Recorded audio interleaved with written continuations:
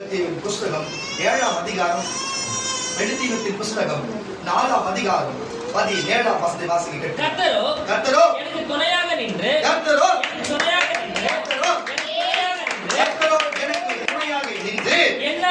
என்னாலே பிரசங்கம் நிறைவேறத்தக்கதாகவும் புறஜாதியார் கேட்கவும் என்னை பலப்படுத்தினார். சிங்கத்தின் வாயிலிருந்தும் நான் ரட்சிக்கப்பட்டேன்.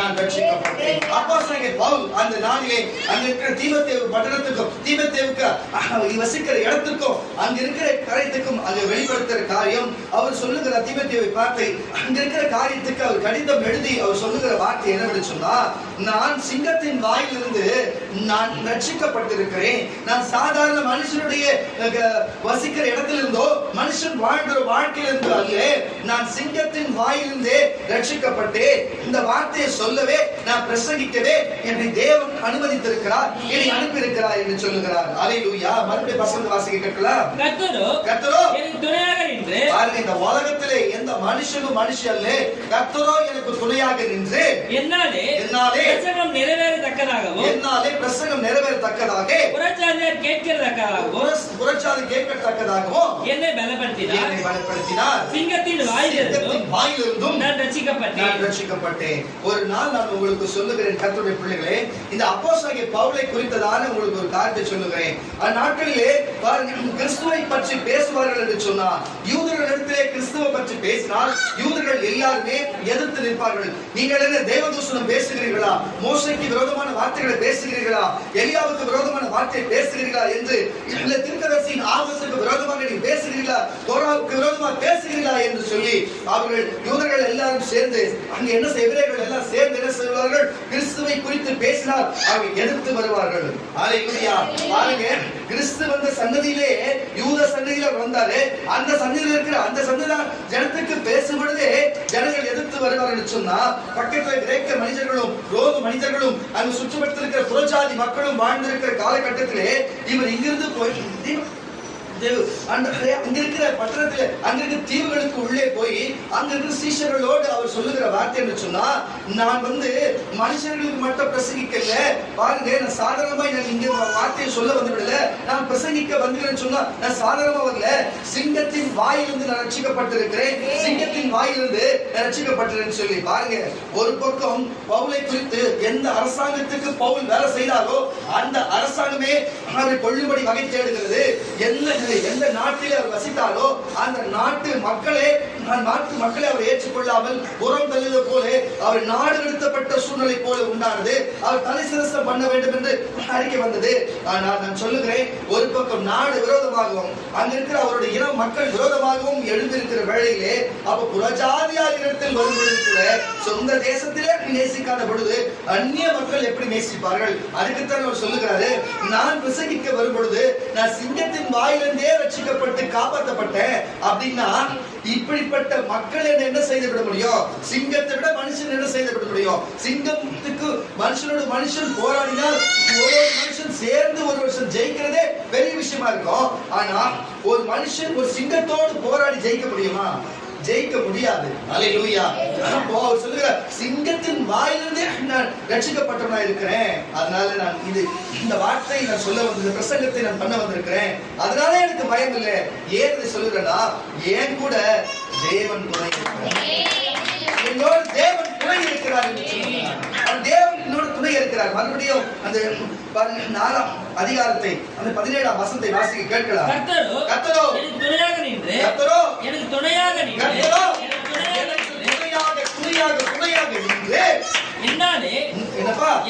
என்னாலே பிரசங்கம் நிறைவேறத்தக்கதாகவும் புறஜாதியார் எல்லோரும் கேட்பதற்காகவும் என்னை பலப்படுத்தினார். சிங்கத்தின் வாயிலிருந்தும் நான் ரட்சிக்கப்பட்டேன்.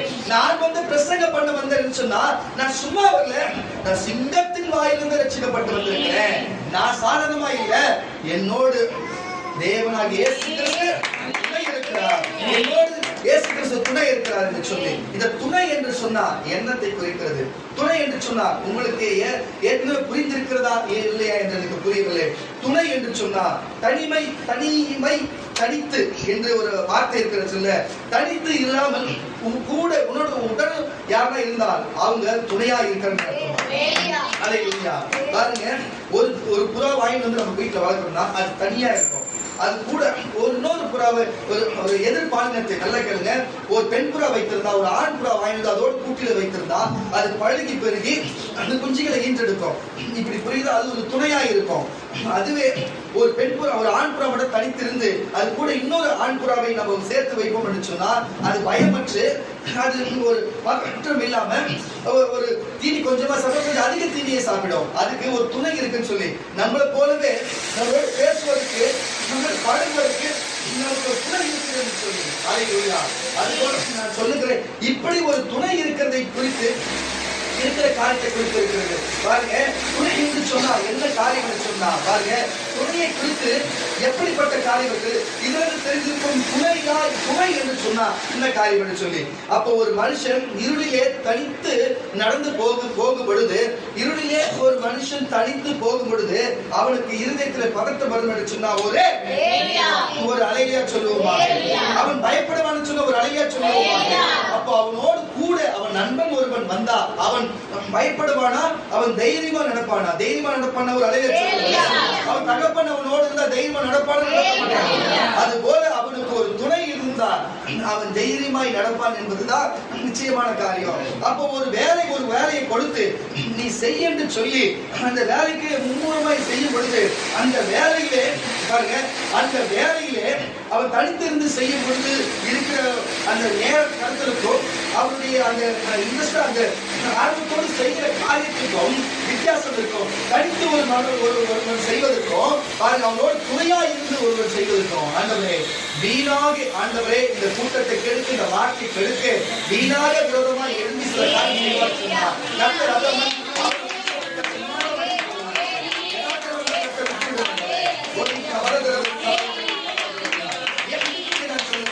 தனித்திருந்தால் தனித்திருந்த பாருங்க, தனிமையா பாருங்க இருந்தால் இப்படிப்பட்ட காரியம் இருக்குது. ஆனா துணை ஒன்று கூட இருக்கும் என்று சொன்னா கூட ஒரு துணை இருக்கும் என்று சொன்னா வேலை செய்கிற ஆர்வம் கூடுதலாக இருக்கும், வேலை செய்கிற நேரம் குறைவாக இருக்கும், அந்த காரியம் சீக்கிரமாய் நிறைவேறி முடியும். அப்போ துணை இருந்தா அவங்களுக்கு இப்படிப்பட்ட காரியம் இருக்கிறது. அப்போ துணை இல்லாம தனிமையா இருந்தா ஒரு மனுஷி தனிமையா இருந்தா அவருக்கு தற்கொலை முயற்சி வரும், அவருக்கு தற்கொலை முயற்சி வரும். இல்லைன்னு சொன்னா அவருக்கு தற்கொலை முயற்சி வரும், மன உளைச்சல் ஆளாகுவார்கள். அதே ஒரு ஆண்மகன் தனித்திருந்தா அவனுக்கும் தற்கொலை முயற்சி வரும், அவன் பாவ வழியிலே செல்லக்கூடும், பாவ வழியிலே செல்லுகிறது மட்டுமல்ல மன உளைச்சல் உண்டாகும், இதுல தற்கொலை முயற்சி உண்டாகும். இப்படிப்பட்ட காரியங்கள் தனித்து ஒரு மனுஷன் தனித்து இருந்தா அவன் துணை இல்லாமல் இருந்தா அவங்களுக்கு இப்படிப்பட்ட காரியம் உண்டாகும். அல்லேலூயா. அப்போ அவங்க துணையோடு இருந்தா அல்லேலூயா அவங்க தனித்திருக்கிற ஒரு வேதனையும் துன்பங்களும் அவருக்கு வராது, தற்கொலை முயற்சி வராது, அவர்களுக்கு பட்ட சிந்தனையில் இருக்கிற குழப்பங்களும் வராது. பெரிய சொன்னா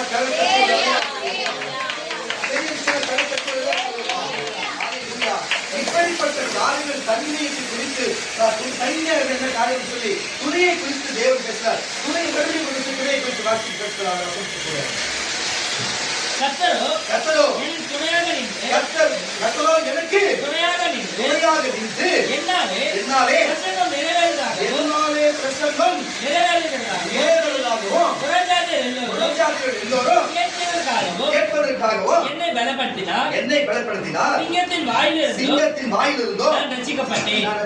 வசனவாசி கர்த்தர் எல்லா தீமையினின்றும் என்னை ரட்சித்து தம்முடைய பரம ராஜ்யத்தை அடையும்படி காப்பாற்றுவார். அவருக்கு சதா காலங்களிலும் மகிமை உண்டாவதாக. இதிலிருந்து நான் சொல்லுகிறேன் கர்த்தருடைய பிள்ளைகளே, அப்ப துணையா தேவன் அப்போஸ்தலனாகிய பவுலோடு இருந்து அல்லேலூயா அவர் அநேக பாருங்க 14 நிருபங்களை எழுத வைத்து அநேக தீவுகளுக்கு சென்று இன்றைக்கு புறஜாதி மக்கள் ரட்சிப்புக்கு காரணமான முன்னோடியா இருக்கிற ஒரே பரிசுத்தவான் யாருன்னு சொன்னா அப்போஸ்தலனாகிய பவுலா இருக்கிறார். பவுலா இருந்தது யாரு? பரிசுத்த ஆவியானவர். எப்படியா இருந்தாரு? துணையா என்றாராம். அல்லேலூயா. நம்ம துணையாய் ஒருவர் இருக்கும் பொழுது அவர் சரீரம் காக்கப்படும், அவர் ஆவி காக்கப்படும், அவர் பரிசுத்த காக்கப்படும். போகிற இலக்கை அவர்கள் செய்கிற வேலையை அடைந்து அந்த இலக்கை அடைந்து அவர்கள் இலக்கை அடைந்து கொள்வார்கள் என்றால் இந்த வசனம் சொல்லுகிறது. அல்லேலூயா. வாசிக்க கேட்கிற அப்போஸ்தலர் நடவடிக்கையின் புஸ்தகம், வாசிக்க கேட்கிற அப்போஸ்தலர் நடவடிக்கையின் புஸ்தகம் 7ஆம் அதிகாரம் 24ஆம் வசனம். அப்போஸ்தலரின் புஸ்தகம் 7ஆம் அதிகாரம் 24ஆம் வசனத்திலே என்ன வார்த்தை என்று சொன்னா பாருங்க. மோசேயை குறித்ததான காரியம், மோசேயை குறித்ததான காரியம், மோசேயை குறித்து பாருங்க என்ன காரியத்தை தேவன் பேசுகிறார், மோசேயை குறித்து என்ன காரியத்தை அவர் சொல்லுகிறார் பாருங்க. என்ன காரியம் வாசிக்க இருக்கிறார். அப்பொழுது அவர்களில் ஒருவன் அநியாயமாய் நடத்தப்படுகிறது அவன் கண்டு, நல்லா கவனிங்க, எகிப்திலே அநியாயம் எகிப்திலே பாருங்க, பார்வோனுடைய காலகட்டத்திலே, எகிப்திலே பார்வோனுடைய காலகட்டத்திலே அங்க என்ன சம்பவம் சொன்னா பாருங்க, என்ன விதமான காரியம் நடக்குது சொன்னா அடிமையின் காரியம் நடக்கிறது. அவர் அடிமையின் காரியம் நடக்கும் பொழுது அவர் சக்கையாய் கரும்பு சக்கை பிடிக்கிறது போல பிடித்து அவர் வேலை வாங்குகிறார்கள். நல்லா புரிஞ்சு கொள்ளுங்க. அப்படிப்பட்ட காலகட்டத்தில் தான் மோசே என்னும் ஒருவரை சிறு பிள்ளையாக அவர்கள் பாருங்க அந்த எகிப்தின் ராஜாவுடைய மகள் கண்டெடுத்து அவரை கொண்டு போய் தன்னுடைய மகனை போல வளர்த்து அவர் சகல சாஸ்திரங்களையும் நல்ல ஞானங்களையும் படிப்புகளையும் கொடுத்து எழுத்துக்களையும் மொழிகளையும் தெரியப்படுத்தி 40 ஆண்டுகளாக அவர்களை வளர்த்து ஆதரித்து வந்தார்கள். எப்ப ஒரு எபிரேய மகனாகிய ஒரு லேவி கோத்திரத்தில் பிறந்த ஒரு மோசேயை அங்க ராஜாவ அரசாண்ட ராம்சேசுடைய பார்வோனுடைய மன்னுடைய மகள் வந்து தன்னுடைய அரச குடும்பத்திலே ஒரு அடிமை மகனை வளர்க்கிறார். அடிமையா அல்ல, இளவரசனாய் வளர்க்கிறார்.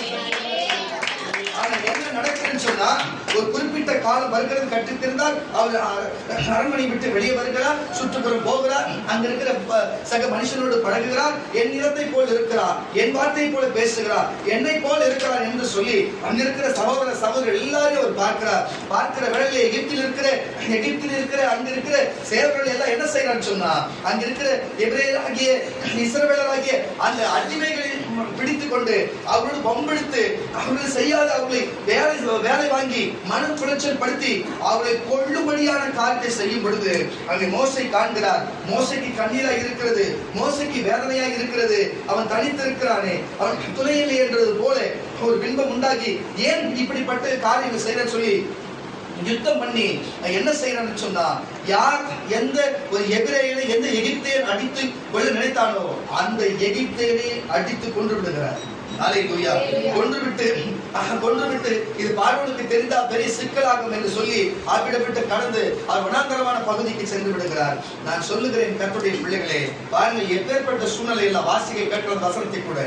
அப்பொழுது அவர்களில் ஒருவன் அநியாயமாய் நடத்தப்படுகிறது அவன் கண்டு அவனுக்கு துணை நின்று ஒரு எபிரேயன் தனித்திருக்கிறானே, என்னத்தான் நம்ம ராஜாவுடைய எகிப்திலே வளர்ந்திருந்தாலும் உள்ள ஓடுகிற ரத்தம் எபிரனுடையது, உருவம் யாருடையது? எபிரனுடையது. ஆனா ஞானமும் அங்க இருக்கிற சொல்லிக் கொடுத்த கருத்துனாலும் எகிப்தினுடையதா இருக்கலாம் ஒழியே, ஆனா ரத்தம் யாருடையது? எபிரனுடையதா இருக்கிறது. அவன் தனித்திருக்கிறான் சொல்லி அவனோடு துணையாக எபிரேயனுக்கு இந்த மோசே அவனுக்கு துணையாய் நின்றானா. துணையாய் நின்ற உடனே அவனுடைய கஷ்டத்தையும் அவன் கண்ணீரை அவன் படுகிற வேதனை பார்த்து நான் உனக்கு துணையா நிற்கிறேன் என்று சொல்லி நின்று அவனுக்கு எடுத்தவனை கொன்று போடுகிறான். அல்லேலூயா.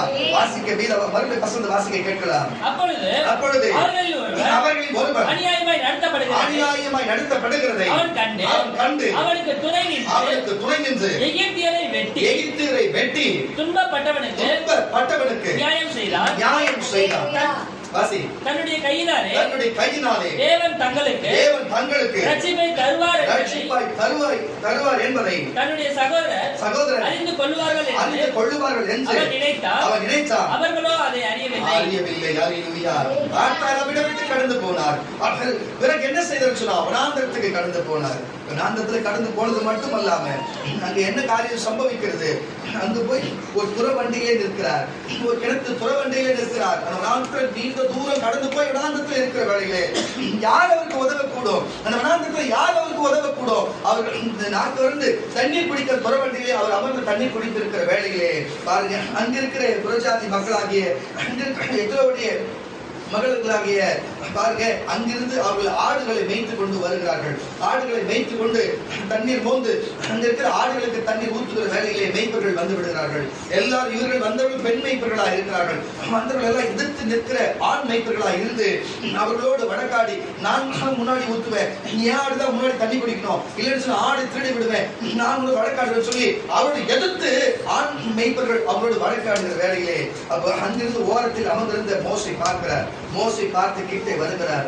என்ன செய்கிறீர்கள் என்று கேட்கிறார். நீ யார் இங்க இருக்கிறது என்று சொல்லி அவர் வஸ்திரத்தை அப்படியே ஒரு பக்கம் அவர் ஒதுங்கி இருக்கிறதை பார்க்கும் பொழுது அவருடைய மார்பில் இருக்கிற அந்த முத்திரையை பார்க்கிறார். இது எகிப்தின் முத்திரையாயிடுச்சு, இது ராஜாவுடைய அரண்மனையில் இருக்கிற முத்திரையாச்சு பார்த்து பின்வாங்கி அப்படியே அங்க இருக்கிற மேய்ப்பர்கள் பின்வாங்குகிறார்கள். அப்ப சொல்லுகிறார்கள், நீ இங்கிருந்து போகிறாயா, இல்ல இங்கே எகிப்தினுடைய சேனைகள் முற்றிலும் இந்த பாதை வரைக்கும் இருக்கிறது, அவர்கள் மாம்சம் தேவைப்படுகிறது, உங்கள் ஆடுகளை மொத்தத்தையும் கொண்டு போக நான் வந்திருக்கிறேன், எப்படி இங்கிருந்து ஓடுகிறாயா இல்ல இருக்கிறாயா என்று சொல்லி துண்ட காணம் துணிய காணம் என்று சொல்லி எந்த பெண் மேய்ப்பர்களை அவரை ஏய்த்து அவர்கள் வந்து அவங்க ஆடுகளை விடுங்க அவர்கள் எதிர்த்து நிற்க நினைத்த ஆண் மேய்ப்பர்கள் துண்ட காணம் துணிய காணம் சொல்லி ஆடுகளை விட்டு விடாத ஓடி போனார்களா.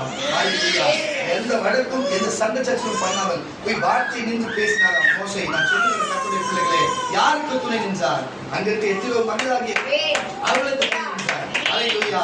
இவர்களுக்கு அவர் துணை நின்றது நிமித்தம் அவர்கள் சும்மா இருப்பார்களா? அவர்களும் அவங்க தகப்பனாரும் சும்மா இருப்பாரா? அல்லேலூயா. என்ன செய்தாரு? இவருக்கு மோசே வனாந்தரத்தில் தனித்திருக்கிறார் என்று சொல்லி அவர்களை அழைத்து வரும்படி சொல்லி அவர்களுக்கு தண்ணீரும் அப்பமும் கொடுத்து நம்ம வீட்டிலே தங்கும்படி செய்து இறுதியிலே பாருங்க, எந்த நல்ல கவனிக்க, எந்த துணையாய் நின்றவருக்கே என் மகளே உனக்கு துணைவியா இருக்கட்டும் என்று சொல்லி தன் மகளே கொடுத்து 40 ஆண்டுகளா அந்த குடும்பத்துக்கு துணையாய் மோசே இருந்தார். வீட்டில் இருந்தது மட்டுமல்ல, வனாந்தரத்தில் 40 நாள் இருந்தார். அல்லேலூயா. பாருங்க, அப்போஸ்தலர் நடவடிக்கையின் புஸ்தகம், அப்போஸ்தலர் நடவடிக்கையின் புஸ்தகம், அந்த அப்போஸ்தலர் நடவடிக்கை அதே வசனம் வாசிக்க கேட்கலாம். அதே வசனம் அப்பொழுது அவர்களில் ஒருவன் அநியாயமாய் நடத்தப்படுகிறதை பாருங்க, அநியாயமாய் நடத்தப்படுகிறது அவன் கண்டு அவனுக்கு துணை நின்று எகிப்தியனை வெட்டி கால்களை தட்டி அவர்களுக்கு பாருங்க ஒரு எபிரேயனுக்கு துணை நின்று எகிப்தியனை வெட்டி அவ்விடம் விட்டு அவர் கடந்து போகிறார். அதே பாருங்க, யாத்ராகம புஸ்தகம் 2ஆம் அதிகாரம் 17ஆம் வசனம். யாத்ராகம புஸ்தகம் 2ஆம் அதிகாரம் 17ஆம் வசனத்திலே அவர் அந்த மேய்ப்பர்களுக்கு துணை நின்று அந்த ஆண் மேய்ப்பர்களை எதிர்த்து அவர்களை ஓட விட்டது மட்டுமல்லாமல் அவர் வீட்டிலே போய் தங்கி அந்த அவர் வந்து என் மகளுக்கு நீ பாருங்க, நீ கடித்திருக்கிற என் மகள் உனக்கு துணைவியா இருக்கட்டும் என்று சொல்லி ஒரு துணையை கொடுத்து 40 ஆண்டுகளாக தங்க வைத்தார். அல்லேலூயா. வாசிக்க கேட்கலாம். அப்பொழுது மேய்ப்பர்கள் வந்து அவர்களை தட்டி ஒரு அலையை மேய்ப்பர்கள் வந்து அவர்களை துரத்தினார்கள். மோசே எழுந்து அவர்களுக்கு துணை நின்று அவர்களை தட்டி அவர்களுடைய ஆடுகளுக்கு தண்ணீரை பாய்ச்சினார். அவர்கள் தகப்பனாகிய ரகுவேலிடத்தில் வந்து அவன், நீங்கள் இன்று இத்தனை சீக்கிரமாய் வந்தது, இவ்வளவு சீக்கிரமாய் வந்துட்டீங்க என்ன என்று கேட்டார். அதற்கு அவர்கள் எகிப்தியர் ஒருவன் மேய்ப்பரின் கைகளுக்கு எங்களை தப்புவித்தான். பாருங்க, அவர் போட்டிருக்கிற வஸ்திரமும் அவர் முத்திரையும் பார்க்கும்போது மோசேயை பார்க்கும்போது என்னவா தெரியுது? எகிப்தியரை போல இருக்கிறது, எபிரேயனை போல இல்லை. புரிதா இல்லையா நான் சொல்லுகிறது? அவர் ரத்தமும் ஒரு முகமும் அவருடைய காரியம் பண்ணாலும் எபிரேயனை போல இருக்கலாம், ஆனால் வஸ்திரமும் அவருடைய பேச்சும் ஒரு பழக்க வழக்கம் யாரை போல இருக்கிறது? எகிப்தியனை போல. எகிப்தியனோட சாதாரண எகிப்தியன் இல்ல, அவன் ராஜ குடும்பத்தை சேர்ந்த எகிப்தியனை போல இருக்கிறது. விட்டத்தில் வாசிக்க கேட்கலாம். மேய்ப்பரின் கைகளுக்கு எங்களை தப்புவித்து தண்ணீர் கொண்டு கொடுத்து ஆடு மாடுகளுக்கும் தண்ணீர் காட்டினார் என்றார். அப்பொழுது அவர் தன் குமாரத்திகளை பார்த்து அவன் எங்கே அந்த மனிதனை நீங்கள் விட்டு வந்தது என்ன? விட்டு வந்தீங்க போஜனம் பண்ணும்படி அவர் சாப்பிடும்படிக்கு அவனை அழைத்துக் கொண்டு வாருங்கள் என்றார். மோசே அந்த மனிதனிடத்திலே தங்கி இருக்க சம்மதித்தார். அவர் சிப்ரோலால் என்னும் தன் குமாரத்தியை மோசேக்கு கொடுத்தார். அவர் ஒரு குமாரனை பெற்றார்.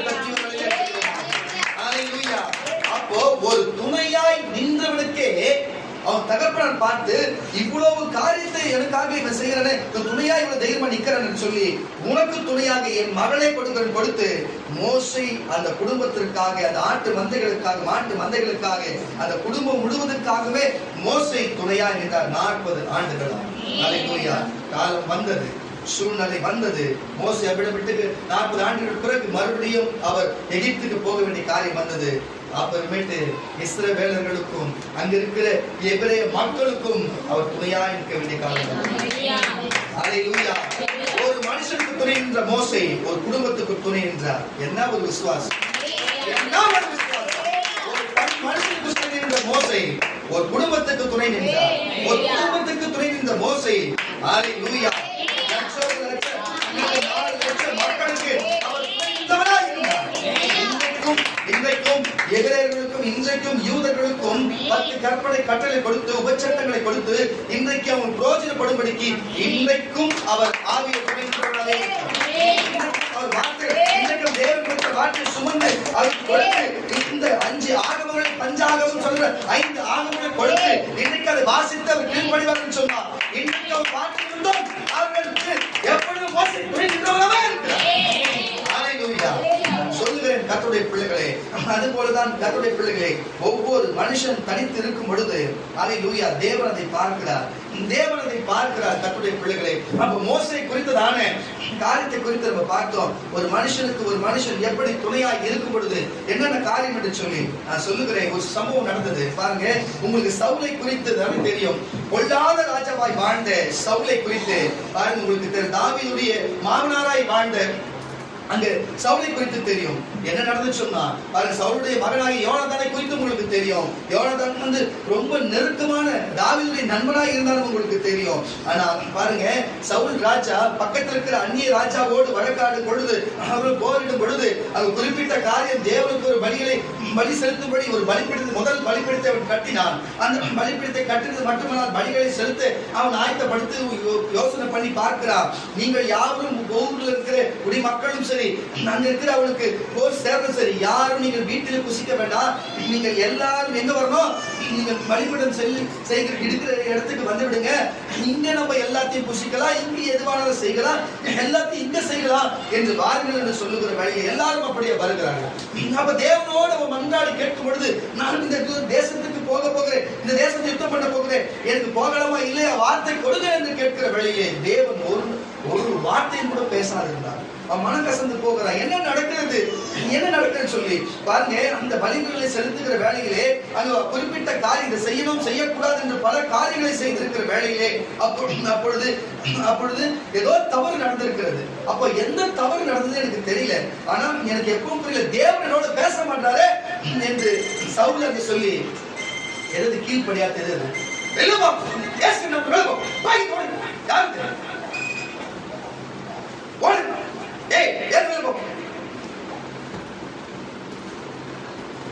நான் சொல்லுகிற வார்த்தை கவனித்து கேளுங்க. ஏனென்று சொன்னா, எனக்கு இடது பக்கத்துல சிங்காசனத்தை அவர் கரங்களை கைகளை நீட்டி உங்கள் பக்கம் காண்பிக்கிறார். அல்லேலூயா. அது மோசேயின் கோல் போல அந்த மன்னனை குரலே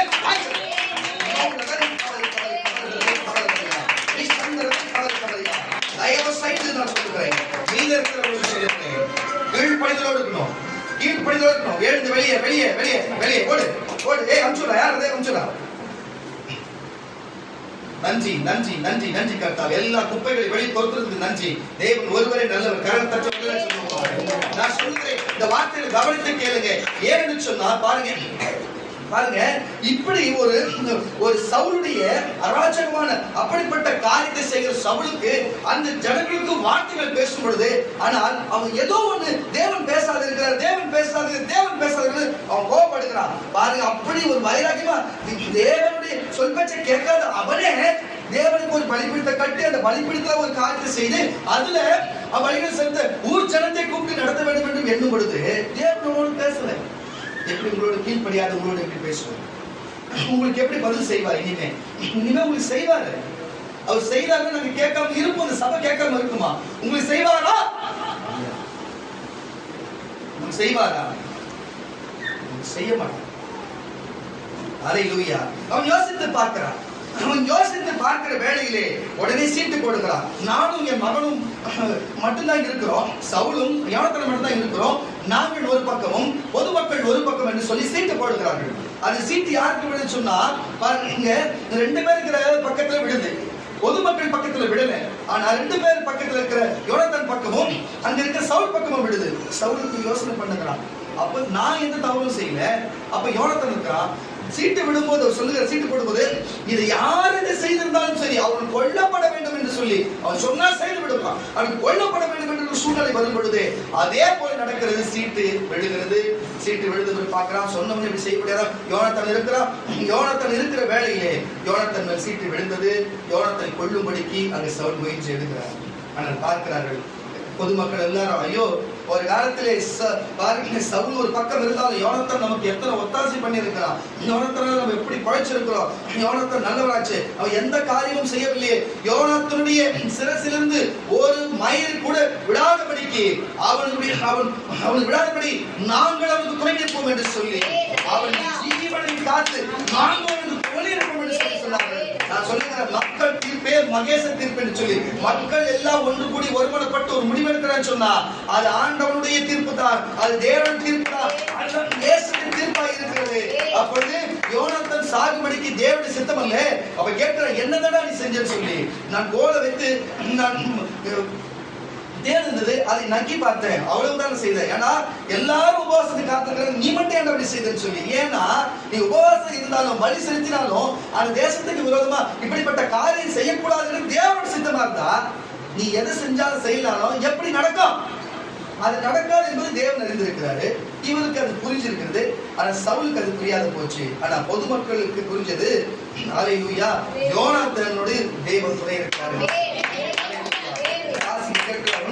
புஸ்தகம் 14ஆம் அதிகாரம் 45ஆம் வசனம். 1 சாமுவேல் புஸ்தகம் 14ஆம் அதிகாரம் 45ஆம் வசனத்தை கூட. ஜனங்களோ சவுலை நோக்கி இஸ்ரவேலே இந்த பெரிய ரட்சிப்பை செய்த யோனத்தான் கொல்லப்படலாமா? பாருங்க, இவ்வளோ காரியத்தை எங்களுக்கு யோனத்தான் செஞ்சானே, அவன் போய் கொல்லப்படலாமா? அது கூடாது. அவன் தலையில் இருக்கிற ஒரு மயிரும் தரையிலே விழுந்து போகிறதில்லை என்று கர்த்தருடைய ஜீவனை கொண்டு ஆணையிட்டு சொல்லுகிறோம். பொதுமக்கள் சொல்ல நாங்கள் சொல்லுகிறோம், தேவன்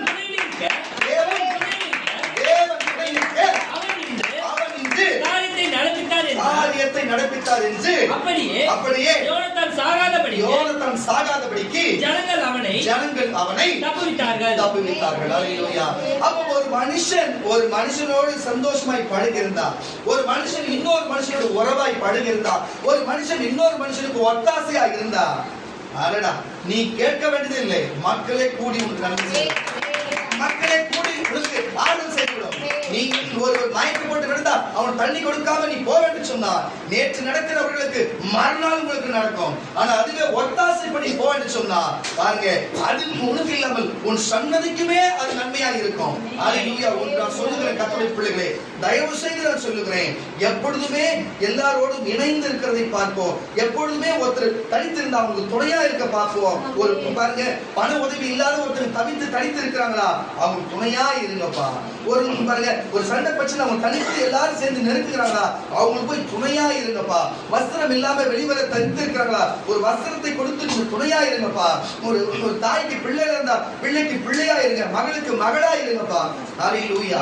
இப்படிப்பட்ட ஒரு துணையா இருங்க என்று பாருங்க தேவன் விரும்புகிறார். தேவன் துணை இருக்க வேண்டும் என்று விரும்புகிறார். அப்ப தனித்து இருக்கிறது தேவனுக்கு பிடிக்காத காரியமா இருக்கிறது. பாருங்க, மோசே அங்க எபிரேயனுக்கு துணையா இருந்தார். அல்லேலூயா. பிறகு அந்த அந்நிய மக்களாகிய அந்த குடும்பத்துக்கு துணையா இருந்தார். பிறகு இஸ்ரவேல் எபிரேய மக்களுக்கு மொத்த மக்களுக்கு லட்ச மக்களுக்கு அவர் துணையா இருந்தார். அல்லேலூயா. துணையா இருந்த நிமித்தம் அநேக வார்த்தைகளும் வசனங்களும் வந்தது. அவர் புது சன்னதியும் உருவானது. அல்லேலூயா. இங்க சவுல் ராஜாவா இருந்தாலும் சரி, ஆனா யோனத்தான் செய்த நன்மைகளும் யோனத்தான் பெரிய பெரிய மீட்பான காரியம் அந்த பொதுமக்களுக்கு செய்தனால அரசனே யோனத்தானை கொல்லும்படிக்கு சூழ்நிலை, பெத்த தகப்பனே கொல்லும்படி சூழ்நிலை வந்தாலும், சூழ்நிலை நல்லா புரிஞ்சுக்கொள்ளுங்க, பெத்த தகப்பனே கொல்ல சூழ்நிலை வந்தாலும் பொதுமக்கள் இருக்கிறார்கள். பொதுவான மக்கள் இருக்கிறார்கள், அவர்கள் துணை நிற்பார்கள். ஏன்னா நீ நல்லவனா இருந்தா தேவ மக்கள் தீர்ப்பு மகேச தீர்ப்பு பொதுமக்களோடு வந்து உங்களுக்கு உதவி ஒத்தாசை செய்யும். அல்லேலூயா. ஒத்தாசை செய்யும். யார் எந்த மனுஷன் பாருங்க, எந்த மனுஷன் வரனாலும் சரி, அல்லேலூயா, உங்களுக்கு ஒத்தாசை செய்யும். இப்படிப்பட்ட தேவன் நம்மளோடு இருக்கிறார். அல்லேலூயா. இப்படிப்பட்ட காரியங்கள் நம்மளோடு இருக்கிறது கர்த்தருடைய பிள்ளைகளே. இப்படி அவர் துணை நிற்கிறவராய், இப்படி நமக்கு துணை நின்று நம் வேண்டுதலை கேட்டு நமக்கு பதில் தருகிறவராய் இருக்கிறார். அல்லேலூயா. பிரசங்கியின் புஸ்தகம் 4ஆம் அதிகாரம் 10ஆம் வசனம். பிரசங்கியின் புஸ்தகம் 4ஆம் அதிகாரம் 10ஆம் வசனத்தை வாசிக்க கேட்கலாம். ஒருவன் விழுந்தால் கரங்களை தட்டி அதான் சொல்லுகிறேன். பாருங்க, ஒரு மனுஷன் தனிமையா இருக்க கூடாதுங்க. பாருங்க, தனிமையா போக முடியாது. ஏன்னா அவன் விழுந்தான் என்று சொன்னா அவன் யார் தூக்கக்கூடும்? அவன் தனித்து இருந்தா, குழுல இருந்தா, அவன் பக்கத்துல கூட ஒருத்தர் இருந்தா பாருங்க, அனலுமா இருப்பாங்க, சூடு உண்டாகும். அது போல எந்த காரியம் செய்தாலும் அவனோடு ஒன்றிணைந்து செய்தா செய்ய போகிற காரியம் சுலபமா இருக்கும், செய்ய போகிற காரியம் ஆர்வமா இருக்கும், செய்கிற காரியம் சீக்கிரமா வெற்றி அடையும். அல்லேலூயா. தனியா செய்ய முடியாது, மன உளைச்சல் வரும். தனியா செய்ய முடியாது, பிசாசு சோதித்து விடுவான். தனியா செய்ய முடியாது, தோல்வி வரும். அல்லேலூயா. ஆனா தனித்து இருக்க கூட வாசிக்க கேட்கலாம். ஒருவன் விழுந்தான் அவன் உடலாடி. பாருங்க பாருங்க, இப்போ ஒரு நம்ம காட்டுல போய் தூங்குறோம்னு வச்சுக்கோங்க. யதார்த்தமா நேற்று தினத்துல பக்கத்துல இருக்க ஒரு காட்டுக்குள்ளே போய் ஜெபித்து வந்தோம். அங்கு நரிகளும் புலனர்கள்லாம் இருக்கிற இடம், மயில்கள் இருக்கிற இடம், முயல்கள் இருக்கிற இடம், அது மட்டும் இல்லாம முள்ளப்பன்றிகளா இருக்கிற இடம், காட்டு விலங்குகள், பூச்சி, பாம்புகளா இருக்கிற இடம். நானாலும் போய் நாங்க ஜெபித்து வந்தோம். அல்லேலூயா. அதுவே தனித்து ஒருத்தர் போய் ஜெபிக்க முடியுமா? தனித்து போயிருந்தா. இப்போ நாங்க 3 பேர் தனித்தனியா ஜெபித்திருந்தோம். என் மகன் மட்டும் கவனிச்சிருந்தான், என்னென்ன வருது ஏது வருது எல்லாத்தையும் பார்த்து இருந்தாலும் நாங்க ஜெபித்திருந்தோம். அப்ப ஏதாவது ஒரு காட்டு விலங்கு ஏதோ வருதுன்னா, பா வருதுப்பா, மணி விக்கி வருதுன்னு ஏதோ ஒன்று சொல்ல முடியும். அல்லேலூயா. அப்ப இரவிலே நம்ம தங்கி இருக்கும் பொழுது ஒருவன் அசடு தூங்கினாலும் ஒருவன் விழித்திருந்தா 2 பேரும் காக்கப்படலாம். அது போலதான் எதுலையுமே சரி, ஒரு கவனமா இருந்தா, ஒருவன் வேலையில் ஆர்வமா ஒருத்தர் கவனமா இருந்தா 2 பேரும் காக்கப்பட முடியும். அது போல வாசிக்க கேட்கலாம். ஒருவன் விழுந்தால் அவன் உடலாளி அவனை தூக்கி விடுவான். ஒண்டியா இருந்து விழுகிறவனுக்கோ ஐயோ அவனை தூக்கிவிட துணை இல்லையே. அல்லேலூயா. அப்புறம் வாசினா பேசணும். 2 பேராய் படுத்துக் கொண்டிருந்தால் அவங்களுக்கு சூடு உண்டாகும். ஒண்டியா இருக்கிறவனுக்கு சூடு உண்டாவது எப்படி? ஒருவன் யாதொருவன் மேல் மேற்கொள்ளாமல் வந்தால், அவனை அடிச்சு கொள்ற மேற்கொள்ளுகிறவன் வந்தா இருவருமே அவனுக்கு எதிர்த்து நிற்கலாம். முன்னுரி சீக்கிரமாய் ஆறாது. இனி ஆலோசனை கேளாத கிழவனும் மூடனுமாய் இருக்கிற ராஜாவை பார்க்கிலும் ஏழையும் ஞானியுமாய் இருக்கிற இளைஞனை வாசி. எங்க போனாலும் நான் தனித்து போகாம, நல்லா புரிஞ்சு கொள்ளுங்க, மாம்சத்தில் நான் சொல்லுகிறேன், நான் தனித்து போகாம எங்க போனாலுமே நான் என்ன செய்யணும் சொன்னா கூட டிக்கியை கூட்டு போறதா இருக்கு. அவன் நான் ஊழியத்துக்கு என்ன ஒப்பு கொடுத்துட்டேன், நான் ஊழியத்துக்கு வரேன், நான் ஊழியம் செய்யறேன்னு சொல்லி தன்னை ஒப்பு கொடுத்துட்டு வந்ததுனால அவன் எங்க போனாலும் நான் தனித்து போகாமல், எனக்கு சொன்னா அவனும் தனித்து போனாலும் விழுந்து விடுவான், நான் தனித்து போனாலும் விழுந்து விடுவேன்னு சொல்லிட்டு அவனுக்கு துணையா நானும், எனக்கு துணையா அவனும் தான் இவ்வளவு நாளா போயிருந்தோம். ஆனால் என்ன காரியம் நடக்கிறது? அல்லேலூயா. நான் முழு நேரம் ஊழியம் செய்ய போறேன்னு சொன்னதுனால பிசாசு அவனை வஞ்சிக்கிறதோ என்னவோ எனக்கு தெரியல. கர்த்தர் அந்த நியாயத்தை விசாரிப்பாராக. ஆனால் எதுக்கு தனித்து அவன் போய் தனித்து செய்து விட முடியுமா? என்னாலையும் தனித்து போய் இருக்க முடியுமா? அல்லேலூயா. நான் சொல்லுகிறது மாம்சத்தில் இருக்கிற காரியத்தை பேசுகிறேன். ஆனால் ஆவியில் இருக்கிற காரியத்தை நான் சொல்லும் பொழுது அல்லேலூயா, இன்றைக்கு நான் சொல்லுகிறேன் கர்த்தருடைய பிள்ளைகளே, இந்த செம்மஞ்சேரிக்கு பாருங்க, சொந்த பந்தங்கள் எல்லாம் பாருங்க செம்மஞ்சேரியில இருந்தாலும் கூட, பெரும்பாகத்தில் இருந்தாலும் கூட, பொன்மலையில இருந்தாலும் கூட, மெட்ராஸ்ல இருந்தாலும் கூட நான் தனித்து தான் இருக்கிறேன். எனக்கு யாரும் துணை இல்லை, யாரும் துணையும் நான் கேட்கறதுல, யாரும் நான் வேணா அவங்களுக்கு துணையா இருந்திருக்கலாம்.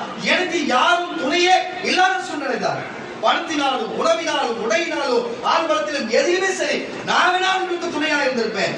எனக்கு ஒருவனும் ஒரு காலம் துணையாய் வந்ததும் இல்லை, நாங்கள் அப்படி கேட்கறதும் இல்லை. ஆனால் தனித்திடப்பட்ட போல இங்கு நான் இருந்தாலும் சரி, எத்தனை பிள்ளைக்காய் போல ஆட்கள் எழுதினாலும் சரி, என்ன சிலித்தனமான காரியங்களை செய்ய எத்தனை முன் வந்தாலும் சரி, எத்தனையோ காரியத்தை நான் இந்த 13 ஆண்டுகள் ஆக போகிறது நாங்கள் பார்த்து வருகிறோம். எங்கள் தலையில இருக்கிற ஒரு மயிரை கூட தூக்க முடியாது.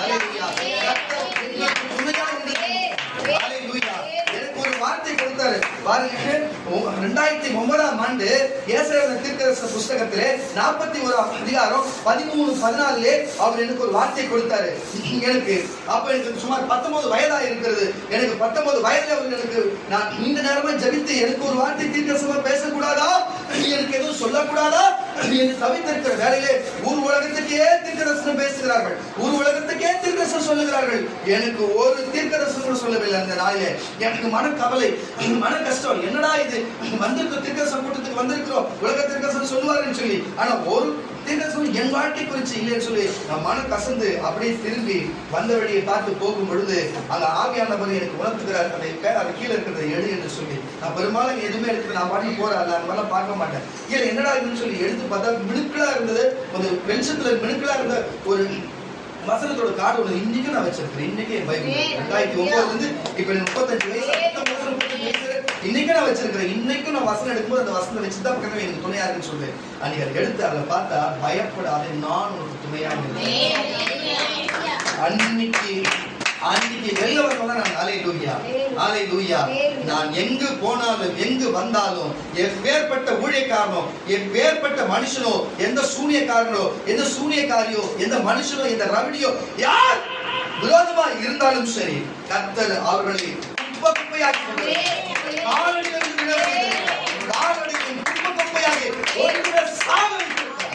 எத்தனை பேரை சாக வைத்திருக்கிறார், எத்தனை குடும்பங்களை ஓட வைத்திருக்கிறார், எத்தனை குடும்பங்கள்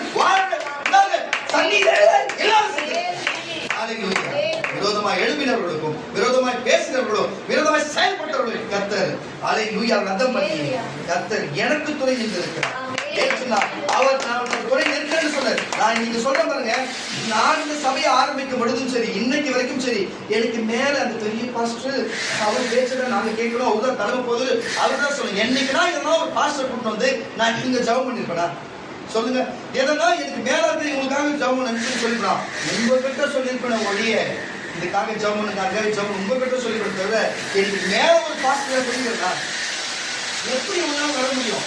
எப்படி ஒரு சிந்தனை சொல்ல முடியும்? எப்படி ஒரு நோய்க்கு ஜெபம் பண்ணணும், பேய்க்கு ஜெபம் பண்ணணும், எப்படி ஜெபம் பண்ண முடியும்? ஹல்லேலூயா. எப்படி செய்யணும்னு சொன்னா தேவன் எனக்கு துணையா இருக்கிறதுக்கு அடையாளம் என்னன்னா, நான் வேணா மத்தவங்களுக்கு போய் ஜெபம் பண்ணிப்பேன், நான் வேணா மத்தவங்களுக்கு போய் ஆலோசனை கொடுத்திருப்பேன், மத்தவங்க சபைக்கு ஜெபித்திருப்பேன். ஹல்லேலூயா. எனக்கு அப்படி செய்யணும். ஏன்னா தேவன் என்னோட துணையா இருக்கார். அவர் என்னோட துணையா இருக்கிறதுக்கு அடையாளம் நீங்க தான், என் வீடு தான், என் குடும்பம் தான், என் வல்லமை தான், என் திருமணம். நான் வாழ்க்கை சொன்னா 40 நாள் நீ சாப்பிடாத இவ்வளவு திரும்ப இன்னைக்கும் 2 பேர் தூக்கிட்டு போறேன்.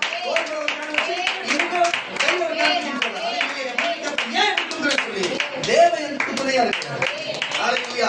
இப்போ முடியாதுவேன். ஹல்லேலூயா. இப்போ என்னால எல்லா வேலையும் செய்ய முடியும். நான் இவ்வளவு சாப்பிடாம இருந்தாலும் சரி. ஹல்லேலூயா. ஏன்னா தேவன் எனக்கு துணையா இருக்கிறார். தேவன் எனக்கு துணையா இருக்கும்போது ஒரு மோசே துணையா இருக்கும்போது இஸ்ரவேல் மக்களை எகிப்திலிருந்து கானான் கொண்டு போக முடிவெடுத்தா, ஹல்லேலூயா, ஒரு மோசே துணையா இருக்கும்போது அங்கிருந்து எத்ரோவின் மகன் அந்த குடும்பமே ஒரு மோசையால் காக்கப்படுமானால், ஹல்லேலூயா, ஒரு மக்கள் எல்லாருமே கூடி இருந்திருக்கும்போது ஒரு யோனத்தானை துணையா இருந்து காப்பாற்ற முடியுமானால் அந்த கலாச்சார பிரபஞ்சத்தை அந்த கலாச்சாரம் உண்டாக்கி ஆகிற ஒருவரே கர்த்தர் இயேசு என்னோடு இருக்கும்போது எனக்கு துணையா இருக்கும்போது எந்த பொம்மனாக இருக்க முடியும், எந்த ராஜாவாக இருக்க முடியும், எந்த ரவியாக இருக்க முடியும்? ஹல்லேலூயா. ஒரு ஒண்ணும் கிடையாது, ஒண்ணும் இல்லை. நமக்கு நம்ம சபைக்கு விரோதமா எப்ப பாரு நம்ம தொல்லை கொடுத்து கொண்டு கையில ஆன்ஸ் போட்டுக்கினே உள்ள அவனை கூட்டுவேன், ஆன்ஸ் போட்டுக்கினே நம்ம எப்ப பாரு நெக்கலா நமக்கு நேரடியா நின்று நம்ம தொல்லை கொடுக்கறதை போலயே தொடர்ந்து பண்ணிக்கொண்டே இருந்தாரு. ஒரு நாள் நானும் ஜேம்ஸ் எல்லாம் அந்த வழியா நடந்து வந்து போது அவனோட நீ போ நீ என்ன அப்படின்னு சொல்லி திமுறாய் பேச. அப்ப ஆவியாளர் சொல்லுகிறாரு, அவன் தாண்ட மாட்டான், அவனுக்கு ஆயுசு முடிஞ்சு போச்சு, அவன் தாண்ட மாட்டான், வாழ செத்துவான்னாரு. நானும் ஜேம்ஸ்ல வந்தோம், ஏன்னா அவன் செத்துவானா நான் ஏசு சொல்றாரு அப்படின்னு சொல்லி சொன்னேன்.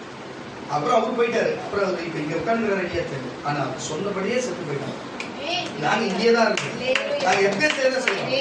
தேவன் துணைங்க இருக்கிறார், தேவன் ஊழியர்கள் துணை இருக்கிறார், சபை துணை இருக்கிறார், அயல் குடும்பத்தோடு துணை இருக்கிறார், உங்களோட துணை இருக்கிறார். அப்போஸ்தலனாகிய பவுலோடு துணை இருந்ததுனால தான் சிங்கத்தின் வாயிலிருந்து அவர்கள் நான் தப்பித்து இந்த வார்த்தை பிரசங்கிக்க வந்தேன் என்று சொன்னார். அதே வானிலே எங்க மூதாதையர் எங்க குருநாதர் இயேசு கிறிஸ்து எப்படி எங்க பவுலோடு இருந்தாரோ அதே போல என்னோடு இருக்கிறதுனாலே இந்த ஜனங்களுக்கு, இந்த பொல்லாத ஜனங்களுக்கு நான் பிரசங்கித்து இந்த சபை நடத்த சொன்னா, நான் பாதுகாப்பேன் சொன்னா, எங்கும் துணை இருக்கிறபடியாதான் இவனால காக்கப்பட்டு இவ்வளவு தைரியமா பேச முடிகிறது. அல்லேலூயா, அல்லேலூயா. அதுதான் சொல்லுகிறேன். பாருங்க, மோசத்திலே நின்றார், அவ்வளவு காரியம். ஆனா நான் சொல்லுகிறேன், உங்களுக்கு கிறிஸ்து துணை இருப்பார், கிறிஸ்து துணை இருப்பார். இப்போ நான் சொல்ல கேளுங்க கர்த்தருடைய பிள்ளைகளே, சொல்லுகிறேன், மனுஷன் தனியா இருப்பது நல்லவர் என்று சொல்லி அவனுக்கு துணையை உண்டாக்கினான். அல்லேலூயா. துணையை உண்டாக்கினதற்கு அவன் பழுகி பெருகி பூமி நடக்கும் சொல்லி. ஆனா சிலருக்கு துணை இருக்கலாம், ஆனால் பழுகியும் பெருகாலத்தில் யார் பழுகி பெருகிறாங்க பழுகிறாங்க தெரியல, ஆனா பெருகவே இல்லை. ஆனா நான் சொல்லுங்க கட்டளை, நீங்கள் பழுகி பெருகி பூமி நிரப்புன்னு சொன்னாரு. ஏன்னா ஒரு மனுஷன் தனிமையா இருப்பது நல்ல, ஒரு மனுஷன் தனிமையா இருப்பது நல்லது. அவனுக்கு உண்டான துணை உண்டாகணும். ஏன்னு சொன்னா மனுஷி ஒருத்தி தனியா, ஒரு சகோதரி தனியா இருந்தாதான் அவளுக்கு மனப்பரிசல் வரும், கெட்ட பேர் வரும். அவனுடைய வாழ்க்கை இறுதியிலே அவனுடைய முடிவு காலத்தில் அவனுக்கு யார் உணவு கொடுப்பா, யார் பராமரிப்பா? பிள்ளைகள் இருக்கணும். பிள்ளைகள் இருக்கணும்னா அவனுக்கு ஒரு கனவு இருக்கணும். அதே போலதான் ஒரு சகோதரன் இருக்கிறான்னா அவனுக்கு ஒரு துணை இருக்கணும். இல்லைன்னு சொன்னா கடைசி காலத்துல ஒரு படுத்து பொழுது உட்கார பொழுது அவனுக்கு ஒரு தண்ணி எடுத்து கொடுக்க, ஒரு உணவு எடுத்து கொடுக்க, கடைசியில் துணை துவைச்சு போட. அல்லேலூயா. அவனுக்கு ஒரு துணை இருக்கணும், அவனுக்கு ஒரு சன்னதி இருக்கணும். அல்லேலூயா. இதை அறிந்துதான் தேவன் வந்து இப்படி நம்ம உண்டாக்கி இருக்கிறார். இன்றைக்கு ஒரு வேலை நீ பாருங்க, எல்லா குடும்பம் இருந்தும் நீ தனியா இருக்கிறன்னு அறிகிறேன். பாருங்க, நீ குடும்பம் இருந்தும் நீ தனித்து விடப்பட்டது போல இருக்கிற நீ அறிந்திருக்கிற. இன்னைக்கு இயேசு சொல்லுகிறார், என் மகளே, நீ குடும்பம் இருந்து தனித்து இருக்கலாம், ஆனா தேவன் உங்களுக்கு துணையாக இருக்கிறார்.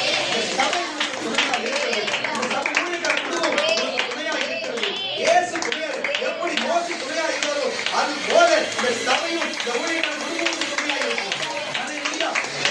பவுலோடு எப்படி ஆவியானவர் துணையா இருந்தாரோ அதே போல இயேசு ஆண்டவரும் அந்த பரிசுத்த ஆவியானவரும் உன் வாழ்க்கையில துணையா இருப்பாங்க. ஆனா சிலர் எப்படி உன் மூதாதையர்கள் குடும்பம், உன் தகப்பன் விட்டு போன பிறகு உன் தாய் எப்படி தனியாக இருந்தாலோ அதே துணை இல்லாமல் இருந்தாலோ இன்னைக்கு அதே போலதான் மகனே நீயும் துணை இல்லாத இருக்கிற. இதே போல் துணை இல்லாத காரியம் என்ன காரியம்? வாழ்க்கையில என்னதான் காரியம்? தனித்து இருக்கிறது நல்லதா? ஒரு துணை அவசியமாக இருக்கிறது, அதுக்குள்ள முயற்சிகள் அவசியமாக இருக்கிறது. ஊழியத்தில் சொல்ல வேண்டும், ஜபிக்க வேண்டும், அதுக்குள்ள காரியத்தை பார்க்க வேண்டும். இப்படி அந்த எத்தனை நாட்கள் வாழ்ந்து விட முடியும்? எத்தனை நாட்கள் தனி வேதம் சொல்லுகிறது, இயேசு சொல்லுகிறார், பிதாவானவர் சொல்லுகிறார், மனுஷன் தனிமையாக இருப்பது நல்லதல்ல. அப்ப அவனுக்கு என்ன வேணும்? துணை வேணும். இன்னைக்கு தனிப்படாது. அப்போ தட்டி அழிவுக்கா குடும்பத்துக்கு துணை இருக்கலாம், நல்ல பூச்சிக்கணும், நல்ல காதுல கேட்கணும். ஒரு குடும்பத்துக்கு துணையா இருக்கலாம், ஒரு சபைக்கு துணையா இருக்கலாம், ஒரு ஊழியக்காரருக்கு துணையா இருக்கலாம், மக்களுக்கு துணையா இருக்கலாம். ஆனா உறவா இருக்க முடியுமா? புரிஞ்சு கொள்ளுங்க. பழுகி பெருகி பூமியை நிரப்பும்படிக்கு அவங்க அப்படிப்பட்ட உறவா வந்து நம்மளுக்கு இருக்க முடியுமா? மாம்சத்துக்கு உண்டான துணையை மாம்சத்துக்கு உண்டான துணை தான். ஆவிக்குரிய துணைகள் ஆவிக்குரிய துணைகள் தான். தயவு செய்து மாம்சத்துல துணை இல்லாத இருக்கிற கர்த்தருடைய பிள்ளைகளே, தயவு செய்து கொஞ்சம் மனம் மாறிவிடு. 2026ஆம் ஆண்டு நல்ல வாய்ப்பை கர்த்தர் வைத்திருக்கிறார், நல்ல நல்ல காரியங்களை வைத்திருக்கிறார். தயவு செய்து இந்த மாதத்திலே உன்னை சுத்திகரித்து விடு, இந்த மாதத்திலே உன் பாவத்தை அறிக்கையிட்டு விட்டு விடு. இந்த மாதத்திலே எல்லாத்தையும் விட்டு நீ வருகிற புதிய மாதத்திலே ஜனவரியில கால் வைக்கும் பொழுது புது மனுஷனாய் வாழு. ஒரு புது மனுஷனாய் பிறந்திருப்பார். உனக்கு ஏற்ற துணை உண்டாயிருக்கும். அவர் சாட்சி, கர்த்தர் சாட்சி, இதோ இயேசுவின் நாமத்திலே உனக்கு துணை உண்டாகும். ஹல்லேலூயா. கர்த்தர் உனக்கு துணையாய் இருக்கிறார். அதனால நீ தனிமையா இருப்பது நல்லது என்று அறிந்து அவர் கட்டாயம் துணை கொடுக்கிற தேவன். ஹல்லேலூயா. தயவு செய்து புரிஞ்சு கொள்ளுங்க கர்த்தருடைய பிள்ளைகளே, தயவு செய்து புரிஞ்சு கொள்ளுங்க. வந்திருக்கிற குடும்பமா இருந்து தனித்து இல்லாமல் துணை இல்லாமல் இருக்கலாம். நீங்க உண்மையாகவே தனியாகவே இந்த துணை இல்லாமல் இருக்கிறது உண்டு. ஆனால் தேவன் இன்றைக்கு நான் அனுப்புகிற தேவன் துணையா இருப்பாரு, மாற்று கருத்து இல்லை. நீ பாவமன்னிப்பு கேட்டு போகலாம், அவனுக்கு தேவன் துணையா இருப்பாரு. ஆனால் மாம்சத்தில் ஒரு துணை வேணுமே. ஹல்லேலூயா. இன்றைக்கு நான் சொல்லுகிறேன் கர்த்தருடைய பிள்ளைகளே, பாருங்க, ஒரு சகோதரி இல்லாத இருந்தா ஒரு சகோதரன் துணையா இருக்கலாம். அல்லேலூயா. ஒரு சகோதரிக்கு சகோதரி இல்லைன்னா ஒரு சகோதரி துணையா இருக்கலாம். அல்லேலூயா. அது போல நம்மளுக்குள்ள அக்கா தங்கச்சா தம்பி அண்ணன் தம்பியா பழகுதான் தேவன் இருக்கிறார். தவறா இல்லை, புரிஞ்சு கொள்ளுங்க. அப்படி நம்ம துணையா இருக்க வேண்டும். நம்ம ஒரு வெளியில நம்ம சபை மக்கள் யாரோ ஒருத்தர் கஷ்டப்படுறாங்க, நம்ம சபையா கூடி அவங்க துணை நிற்கணும். போலீஸ் பிரச்சனை வந்தாலும், கோர்ட் பிரச்சனை வந்தாலும், தெரு சண்டை வந்தாலும், போராட்டம் எது வந்தாலும் சரி, நம்ம சபையா கூடி அல்லேலூயா அவர்களுக்கு நம்ம எப்ப துணையா இருக்கணும். நமக்கு அல்லேலூயா நமக்கு துணையா இருக்கணும். முதல்ல நம்ம சபை துணையா இருக்கணும். அதுக்கப்புறம் தேவன் எப்பொழுதும் துணையா நிற்பார். அல்லேலூயா. சபை முதல்ல நம்ம துணையா இருக்கணும். கஷ்டத்திலும் நஷ்டத்திலும் பணத்திலும் பொருளும் எந்த திருமணம் எந்த காரியமும் சரி, முதல் நம்ம சபை எல்லாம் ஒண்ணு குழுவா சேர்ந்து நம்ம போய் முதல் துணையா நிற்கணும். கண்ணுக்கு தெரிஞ்சிருக்கிற சகோதரனை நம்ம நேசிக்காம காணாத இருக்கிற இயேசு எப்படி நேசிப்போம். அல்லேலூயா. நம்ம எல்லாம் இயேசு நட்டத்தாளுக்கு பெறப்பட்ட சகோதர சகோதரிகள். அப்ப கண்ணுக்கு முன்னாடி இருக்கிற சகோதர சகோதரியும் நம்ம சகோதரன் ஒரிஜினல் சகோதரி தான், சகோதரன் தான். அவங்க நம்ம துணை நிற்கணும். தேவன் அப்ப நம்ம துணை நிற்கணும். அல்லேலூயா.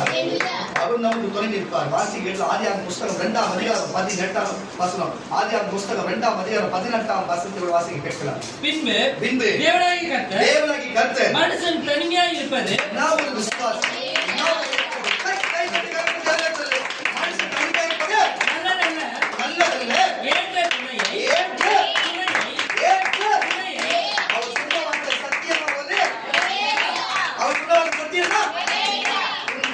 தனியா யார் வந்தீங்களோ இனி 2026 தனியா இருப்பதில்லை. நினைச்சாலும் நினைக்காவிட்டால் விசுவாசம் விடு. எங்க சபை விசுவாசிக்குது, நான் விசுவாசிக்கிறேன். நான் நம்புறேன். நீ தனித்து இருப்பதில்லை. 2026 ஒரு கவலை திருமணத்தை சாதித்தை அப்படியே நடக்கிறது நடக்கிறது.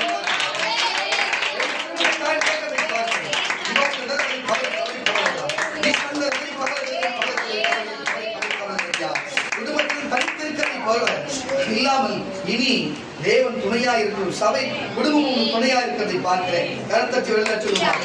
அப்ப நான் சொல்லுகிற துணை குறித்து தேவனை சொல்லுகிறார். அப்ப துணையோடு இருக்கிற தனித்திருப்பது நல்லதுன்னு அவன் துணையை உண்டாக்கினார் என்று சொல்லி, அது உறவு என்ற துணை, அந்த சகோதர சகோதரி என்ற துணை. ஒரு பிரச்சனை சொன்னா நம்ம சபை கூடி இருக்குன்னு ஒரு துணை. அல்லேலூயா. ஒருத்தர் தனியா போனா அவன் தனித்திருக்கும் பயப்படுவான். கூட ஒரு 2 பேர் போனா அவன் துணையா இருந்தான். அல்லேலூயா. அதனாலதான் கர்த்தருடைய பிள்ளைகள் எத்தனை வழக்குகள் வந்தாங்க, எத்தனை பிரச்சனைகள் இருக்கிறவங்க வந்திருக்கிறாங்க. அல்லேலூயா. இங்க பிரச்சனையில ஐயோ நாளைக்கு போலீஸ் உள்ள போட்டுருவாங்களோ, நாளைக்கு உள்ள போட்டுருவாங்க சொல்லி பயத்துல வந்திருக்கலாம். ஆனால் இந்த சபை அடைக்கலப்பட்டனமா இருக்கிறாங்க. இந்த சபையில வாசம் பண்ணுற பரிசுத்த ஆவியின் துணையா இருப்பார். இந்த அமர்ந்திருக்கிற சிங்காசனத்துக்கு இயேசு துணையா இருப்பார். பயப்படாதீங்க, நீங்கள் தனித்திருக்கலாம். அல்லேலூயா. ஆனால் தேவன் உங்களை தனித்திருக்கவில்லை, உங்களுக்கு துணையாக இருக்கிறார். பிள்ளைகளுக்கு முழுக்கும் துணையாக இருக்கிறார் என்பதை நீங்க புரிந்து கொள்ளுங்கள். அப்போ பாருங்க தாவீது தனித்திருக்கிற வேளையிலே, தாவீது தேவனை தேடி ஓடுகிற வேளையிலே தாவீது சொல்லுகிற காரியம் என்ன? தாவீது என்ன காரியத்தை குறித்து பேசுகிற? சங்கீதங்களின் புஸ்தகம் 33ஆம் சங்கீதம், சங்கீதங்களின் புஸ்தகம் 33ஆம் சங்கீதம் 20ஐ வாசிக்க கேட்கலாம். என்ன காரியத்தை குறித்து? தனிமையை குறித்து, துணை உண்டாக வேண்டும் என்று குறித்து பேசுகிற வாசிக்க கேட்கலாம். நம்முடைய ஆத்துமா கர்த்தருக்கு காத்திருக்கிறது. அவரே நமக்கு துணை. யார் நமக்கு துணை? நமக்கு பூமியில ஒரு மனுஷன் துணையா, அந்நிய மனுஷன் ஒருத்தன் வருவான்னு வச்சுக்க, அவன் நம்ம கிட்ட இருக்க எதனா எதிர்பார்ப்பா. வேலை முடிஞ்சதுக்கு அப்புறம் அங்க இருக்கிற காரியத்தை செய்து விட்டு ஓடி போவா. ஆனா நீ தனியா மாட்டி சிக்கி கொண்டிருக்கிறல்ல, சிக்கி கொண்டிருக்கியா இல்லையா? ஒரு அழகா சொல்லுங்களேன். அப்போ நீ நம்ம தனிமையா இருக்கும்போது கவனத்தோடு இருக்க வேண்டும். நமக்கு எப்பேற்பட்ட துணை இருக்க வேண்டும், என்ன துணை அவசியம் என்று பதட்டப்படாம கவனத்தோடு இருக்க வேண்டும். அல்லேலூயா. இல்லைன்னு வச்சுக்கோ, பிரச்சனை வந்தா நம்ம மட்டும் தனித்திருக்கணும், நம்ம கூட துணையே இருக்காது. அல்லேலூயா. நான் சொல்லுகிறேன் பாருங்க, சிரிக்கும் பொழுது மக்கள் எல்லாம் கூடி சிரிப்பார்கள், கைகொட்டி சிரிப்பார்கள், கூடி அமர்ந்து கொள்வார்கள், அமர்ந்து பேசுவார்கள், மணிக்கணக்கில் பேசுவார்கள். அப்படி இப்படி அப்படி என்று ஊர்ல இருக்கிற எல்லா கதையும் பேசுவார்கள். அவர்களுக்கு இடையில இருக்கிற யாரும் ஒரு டிபி நோய் வரட்டுமே, அவர்களை தனித்து விடுவார்கள், துணையாவே போக மாட்டார்கள். ஒரு எய்ட்ஸ் நோய் வரட்டுமே, தனித்து விடுவார்கள். அல்லேலூயா. ஒரு கொரோனா நோய் வரட்டுமே, தனித்து விடுவார்கள். அல்லேலூயா. ஆனா அதுவே கிறிஸ்தவர்களுக்கு நம்ம கிட்ட சொல்லி பார்ப்போம். எய்ட்ஸா இருக்கட்டும், கேன்சர் இருக்கட்டும், HIV இருக்கட்டும், கொரோனா இருக்கட்டும், நீங்க கூட்டணுவா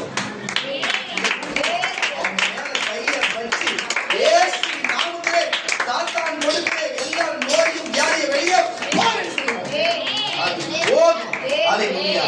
அவன் தனித்திருப்பதில்லை, துணையோடு சபை இருக்கிறது. தேவன் உங்க துணையா இருக்கிறார். உலக மனுஷன் இருக்கிற துணைக்கும் ஒரு பிரச்சனை வந்துச்சுன்னு வச்சுங்க, ஐயோ நீ என்னடா பண்ண எனக்கு தெரியாதுன்னு சொல்லி, அல்லேலூயா. உங்களுக்கு பிரச்சனை வரும்போது பாருங்க, இன்னைக்கு பிரச்சனை வரும்போது பாருங்க, எல்லாரும் உங்களை விட்டு ஓடி தனித்திருப்பாங்க. வழிய நீங்க கூடி சிரிக்கும் பொழுது ஒன்னா வந்துருவாங்க, நீங்க வாங்குற சம்பளத்தை வாங்க வந்துருவாங்க, நீ கொடுக்குற பொருள் வாங்க வந்துருவாங்க. ஆனா பிரச்சனை வரும்போது எங்க வீட்டுக்காரர் திட்டுவாங்க. ஒரு நீதிபதி உத்தமர் ஒழுங்கான ஒரிஜினல் ஆம்பளை, இவங்களுக்கும் மற்ற ஆம்பளையும் தொடர்பே இருக்காது. அவங்க சொல்ற வார்த்தை அப்படி இருக்கும். என்ன ஒரு வார்த்தை இருக்கும், எங்க வீட்டுக்காரர் வந்துருவாரு, அப்படியே பயந்து உண்மை உத்தம சிகாமணி மாதிரியே பேசுவாங்க. கேட்குறீங்கன்னு நினைக்கிறேன் நீங்க. எதுக்கு சொல்றேன்னா இப்படி எல்லாம், ஏன்னா அவங்க தட்டி கணிக்கிறது வீட்டுல இருக்கிற ஆம்பளை ஆயிடுவார். அப்பதான் அது முன்னாடி எப்படி இருப்பாருவா, திடீர்னு ஆம்பளை ஆயிடுவாரு. ஆம்பளையாரு பார்த்தா சொல்லுவாங்க, ஐயோ எங்க வீட்டுக்காரர் வந்துருவாரு, எங்க வீட்டுக்காரர் வந்தா திட்டுவாரு, எங்க வீட்டுக்காரர் வந்து கூட திட்டுவாரு. ஆனா பாவி, அப்போ அவங்க வீட்டுல இருந்து உங்களுக்கு உதவி செய்யும் போது, அவங்க சந்தோஷமா கொடுக்கும் போது, வாங்கும் போதெல்லாம் உங்க வீட்டுக்காரர் ஏன் வீட்டுல வாங்கி வச்சு கேட்கவும் மாட்டாரு. அப்ப அவர் எப்படியா இருப்பாரு தெரியல, அண்ணகரா மாறிடுவாரா? ரொம்ப ஓவரா போறோம். ஆமாவா, ஏ யாருதே யாருதே கரணம் தட்டி எதுக்கு நான் சொல்லுறேன், ஜனங்களுடைய ஒவ்வொரு வார்த்தையிலையும் ஒவ்வொரு காதல கேட்டு கேட்டு தலையே சுத்துறாங்கப்பா. இப்படி கூட இருக்கிறாங்களே இந்த ஜனங்கள் சொல்லி. நாங்க பல பிரச்சனை பார்த்துறோம். காசு பிரச்சனை அப்படின்னு தான் போதும், நம்ம தனித்துதான் இருக்கணும், தனித்துதான் இருக்கணும். ஆனா சில பேர் நம்ம சபையில இருந்து நம்ம நேசிக்கிறது போயிட்டு காசு பணம் முக்கியமான காரியம் அண்ணனுக்கு சொல்லக்கூடாது. அவர் சொல்றாரு, அவரே தனித்து போய் ஆக்க வச்சுன்னு, ஏன்டா சும்மா போற ஒண்ணு கம்மியா இருக்குது வச்சுட்டு போ, இந்த நானேகிரி உட்காந்துருப்பாங்க. அல்லேலூயா.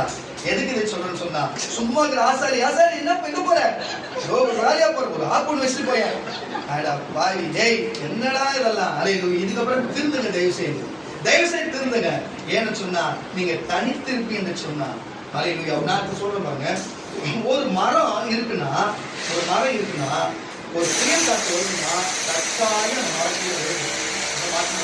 ஆனா அதே இடத்துல ஒரு 10 மரம் இருந்து வச்சுங்களேன், 10 மரம் இருக்குன்னா நல்லா சொல்லுவேன், 10 மரமும் தனித்தனியா இருந்தா 10மே விழுந்துடும். ஆனா அந்த 10மே ஒன்னா இருந்தா, ஒரு வேளை அந்த 10ல 9ல 1 சாயலாம் லேசா, அப்ப கூட இன்னொரு மரத்து மேல சாயம். ஒரு 6 மாசம் கழிச்சா வேர் பிடிச்சிடும், ஸ்ட்ராங் ஆயிடும், அப்படி வந்துடும். ஆனா 10மே விடாது, புரியுதா? அப்போ ஒரு மரத்துக்கு ஒரு மரம் துணையா இருக்கும் போதே புயல் காக்கப்படுதுன்னா, ஒரு மனுஷனுக்கு ஒரு மனுஷன் துணையா இருந்தா 10 பேர் காக்கப்படுவோம். அதுதான் இயேசு சொல்லுகிறார், 2 3 பேர் என் நாமத்தினாலே நீங்கள் கூடி என் நாமத்தில் கேட்க அது அப்படியே உங்க ஆகும் என்று சொல்லுகிறார். நான் ஒரு வார்த்தையை பேசுகிறேன், உங்களுக்கு எல்லாருக்கும் ஒரே வார்த்தையை நான் ஒரே ஜெபமாய் ஜெபிக்கிறோம், அது அப்படியே கேட்கிறது. அது இயேசு நமக்கு அதுதான் உலக மக்கள் கூட இருக்க கூடாது. நம்ம கஷ்டம், நம்ம சபைக்கு ஒரு கஷ்டம் தான், நம்ம சபை மக்களுக்கு ஒரு கஷ்டம் தான், நம்ம எல்லாம் ஒண்ணு கூடினோம், எல்லாருக்கும் நம்ம துணையா நிற்கணும். போலீஸ் பிரச்சனையோ கடன் பிரச்சனையோ ரொம்ப துன்போ எதுவோ, சாவோ வாழ்வோ பிறந்தாலோ திருமணமோ கல்யாணமோ எதுவா இருந்தாலும் சரி, நம்ம போய் முதல்ல நின்று அவங்களுக்கு துணையா நிக்கணும். மற்ற சபைக்கு தெரியும், இந்த சபையில நீங்க அங்கத்தினார் இருக்கணும்னா, இந்த சபையில நான் இங்க இருக்கிறேன்னா, இந்த சபையில நான் நீ செஞ்சுதான் ஆகும். நீ செஞ்சா உனக்கு, நீ கேட்கலாம் உனக்கு செய்வாங்க, நீ செய்யலாம் உன்னை மட்டும் நோட் பண்ணுவாங்க, உனக்கு செய்ய மாட்டாங்க, வரமாட்டாங்க. அல்லேலூயா. அதையும் தெளிவா புரிஞ்சு கொள்ளுங்க கர்த்தருடைய பிள்ளைகளே. அல்லேலூயா. அப்போ உங்களுக்கு தெரியும், அப்போ ஒரு மாடு மேய்ந்து கொண்டு இருக்கிற போது 10 மாடு மேய்ந்து கொண்டு இருந்ததான். அப்போ ஒரு சிங்கம் வந்து அந்த மாடு பிடிக்க வந்துதான். அப்ப அந்த மாடு வந்து 10 மாடு சேர்ந்து சிங்கத்தை முட்டி ஓடப்பட்டோன்னு சிங்கம் ஓடி போச்சான். சின்ன பசங்க கதை சொல்லுவாங்க. அப்போ மாடுகளுக்குள்ள சின்ன குழப்பம் வந்துதான், பிசாசு குழப்பப்பட்டவன எல்லா மாடும் தனித்தனியா போச்சான். அப்ப என்னாச்சா, சிங்கம் வந்து ஒரு வாரத்துக்கு ஒரு வாட்டி ஒரு சிங்கத்தை வச்சு ஒரு வாரம் சாப்பிடும்போது சாப்பிட்டு ஒரு வாரத்துக்கு ஒரு வாட்டி வந்து இருக்கிற ஒரு 5 சிங்கத்தை காலி பண்ணிச்சான்.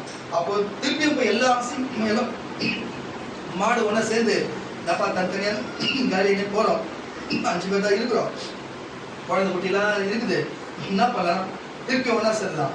மறுபடியும் சிங்கம் வந்தான், 5 சேர்த்து ஓட விட்டுதான். புரியுதா இல்லையா உங்களுக்கு? அல்லேலூயா. அப்ப நம்ம ஒண்ணு போல இருப்போம்னுச்சுன்னா ஒருத்தருக்கு ஒருத்தர் துணையா சொல்லுவாங்க. உனக்கு நான் துணையா, எனக்கு நீங்க துணையா, எங்க சபை உங்க வீட்டுக்கு துணையா, உங்க வீடு நம்ம சபைக்கு துணையா. அல்லேலூயா. நான் பாக்குறேன், தொடர்ந்து நானும் ஒரு 6 மாசமா பார்த்துருக்கிறேன். சம்சாரத்துக்கு சுகர் பிரச்சனை இருக்குது, ரொம்ப உடம்பு முடியல. ஒரு காலத்துல எல்லாம் அக்கா நான் செய்யவா, அக்கா நான் சாமான் கழுவா, அக்கா நான் குழம்பு வைக்கா, அக்கா நான் சோறா அக்கான்னு சொல்லுவேன். அதே அக்கா அதே சுகர்னால தான் இருக்கிறாங்க, அதே நான் தான் இருக்கிறேன், அதே வீடு தான் இருக்குது, எந்த மாற்றமும் இல்லை. நான் ஒன்று கொஞ்சம் 2 3 எலி வந்து வீட்டில் ஒரு 10 கர்ப்பம்பூச்சி எக்ஸ்ட்ரா ஆகிடும், அவ்வளோதான் தவிர நாங்கள் எந்த மாற்றமும் இல்லை. ஆனால் இதை செய்தவர்கள் காலடிசை காணும், வருகிறது இல்லை, செய்கிறது இல்லை. அப்படி வந்து உட்காந்தாலும் அதை பற்றி கேட்கறது இல்லை. என்ன வேற என்ன துணை வந்துச்சா, வண்டிக்கு 4 சக்கரம் வாங்கணும், ஏன்னா 2 சக்கரம் பாதுகாவலன், இந்த மாதிரி ஆளுங்க எல்லாம் பழக்கம் வந்துச்சு அவங்களுக்கு, எங்களை மறந்துட்டீங்களா? அல்லேலூயா. இன்னும் கீழே இறங்கி கேட்பேன், சபை அசிங்கப்பட்டு பார்க்கறேன், கடன் தட்டு வெளில சொல்லுவோம், வருமானம் வந்து வேற யாரும் பாஸ்ட் யாரும் வந்துட்டாங்களா, வேற ஏதாவது சபை வந்துச்சு உங்களுக்கு?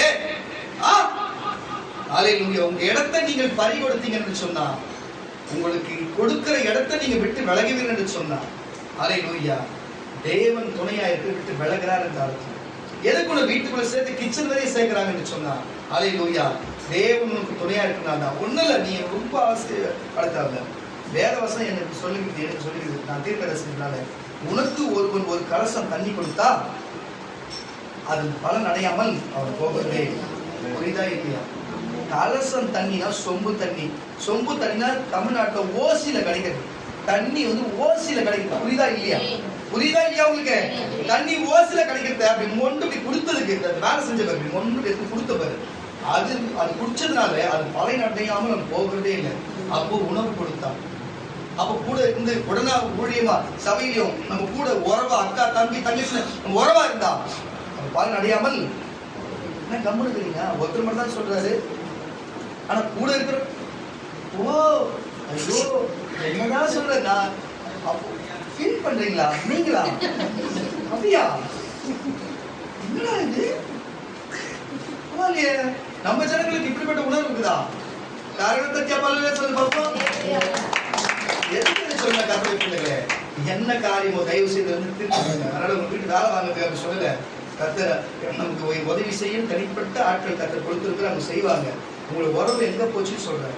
நீங்கள் தனிமையா இருக்கிறீங்களே, எங்களை தனித்து விடுறீங்களே, நம்ம துணையா இருக்கணும், துணையா இருந்தோமே, இப்ப எங்க போச்சு? ஏன் இப்ப தனித்து இருக்கிறீங்க? ஏன் தனித்து இருக்கிறீங்கன்னு நான் கேட்கிறேன். தயவு செய்து இனிமேலாச்சு மாத்தி, இந்த புது வருஷத்துலனாச்சு இனிமே எப்பொழுது ஏற்கனவே இருந்தோமே இருக்கிறது போல நம்ம இருப்போம். கர்த்தர் நம்மளை இருக்கிறதே போல உயர்ந்து கர்த்தர் ஐஸ்வர்யத்தை ஆசீர்வதித்து உங்களை ஆசீர்வதிப்பார், ஆசீர்வதிப்பார், ஆசீர்வதிப்பார். அல்லேலூயா.